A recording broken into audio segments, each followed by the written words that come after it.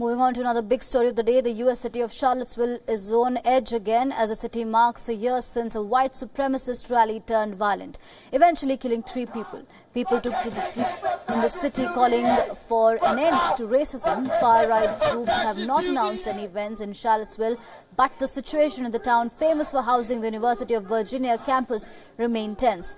Members of the Antifa, an anti-fascist group, marched through the streets of Charlottesville, pay homage at a makeshift memorial for Heather Heyer, an activist who was killed last year in the clash.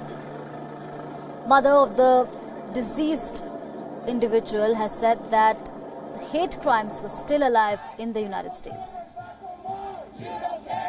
Heather's not the first person that's killed in a hate crime. She's not the first person killed in an act of random intention. She was not assassinated. She was not singled out. She was not somebody they even knew. He just drove his car into a crowd. She was the one who died.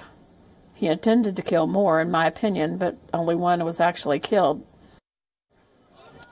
Last year, hundreds of white supremacists descended on Charlottesville's town in Virginia state to protest the removal of a statue honoring a pro-slavery Confederate commander in what they called Unite the Right rally.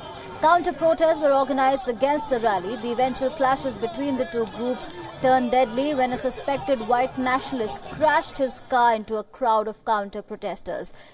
Now, security has been beefed up in the U.S. capital of Washington, D.C. as the white supremacists who organized last year's far-right rally in Charlottesville have received a permit to stage a white civil rights rally in front of the White House in Washington, D.C. Meanwhile, United States President Donald Trump has urged Americans to condemn racism. He tweeted, and I quote, "The riots in Charlottesville a year ago resulted in senseless death and division. We must come together as a nation. I condemn all types of racism and acts of violence. Peace to all Americans."